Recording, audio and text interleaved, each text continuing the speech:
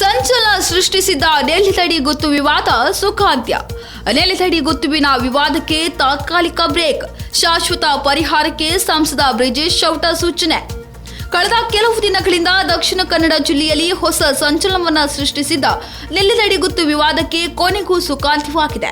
ನೆಲ್ಲಿದಡಿ ಗುತ್ತುವಿನ ಕಾಂತೇರಿ ಜುಮಾದಿ ದೈವಕ್ಕೆ ಸಂಕ್ರಾಂತಿ ಪೂಜೆ ಸಲ್ಲಿಸಲು ಎಂಎಸ್ಇಜೆಡ್ ಅವಕಾಶ ನೀಡುತ್ತಿಲ್ಲ ಎಂಬ ವಿಚಾರ ತುಳುನಾಡಿನಾದ್ಯಂತ ಭಾರೀ ಆಕ್ರೋಶಕ್ಕೆ ಕಾರಣವಾಗಿತ್ತು. ತುಳುವರ ನಂಬಿಕೆ, ಆಚಾರ, ವಿಚಾರಗಳಿಗೆ ಎಂಎಸ್ಇಜೆಡ್ ಅಧಿಕಾರಿಗಳು ಧಕ್ಕೆ ತರುತ್ತಿದ್ದಾರೆ ಎಂಬುದಾಗಿ ಆಕ್ರೋಶ ಕೇಳಿಬಂದಿತ್ತು. ಇದೀಗ ದಕ್ಷಿಣ ಕನ್ನಡ ಸಂಸದ ಬ್ರಿಜೇಶ್ ಚೌಟ ನೇತೃತ್ವದಲ್ಲಿ ಗುತ್ತಿನ ಮನೆಯವರು ಎಂಎಸ್ಇಜೆಡ್ ಅಧಿಕಾರಿಗಳ ಜೊತೆ ಸಭೆ ನಡೆದಿದ್ದು, ಈ ಸಂದರ್ಭ ಜನವರಿ ಹಾಗೂ ಫೆಬ್ರವರಿ ತಿಂಗಳಲ್ಲಿ ನೀವು ದೈವದ ಆಚರಣೆ ಮಾಡಿಲ್ಲವೇ? ಈಗ ಆಗಿರುವ ತೊಂದರೆ ಏನು? ದಿಢೀರಾಗಿ ಸಮಸ್ಯೆ ಏಕೆ ಉದ್ಭವಿಸಿತು ಎಂದು ಗುತ್ತಿನ ಮನೆಯವರಲ್ಲಿ ಜಿಲ್ಲಾಧಿಕಾರಿ ಮುಲ್ಲೈಡ್ ಮುಗಿಲನ್ ಕೇಳಿದ್ದಾರೆ. ಇದಕ್ಕೆ ಉತ್ತರಿಸಿದ ಗುತ್ತಿನ ಮನೆಯವರು, ಸಂಕ್ರಾಂತಿ ಆಚರಣೆಗೆ ತೊಂದರೆ ಆಗಿಲ್ಲ. ಈ ಬಾರಿ ಅನುಮತಿ ಕೇಳಿದಾಗ ಎಂಎಸ್ಇಜೆಡ್ ಅಧಿಕಾರಿಗಳು ಮುಂದೆ ಚೆನ್ನೈ ವಿಭಾಗದಲ್ಲೇ ಪರ್ಮಿಷನ್ ಕೇಳಬೇಕು ಎಂದರು. ಅವರ ಈ ಹೇಳಿಕೆಯಿಂದಲೇ ಗೊಂದಲ ಸೃಷ್ಟಿಯಾಗಿದೆ ಎಂದು ಹೇಳಿದರು.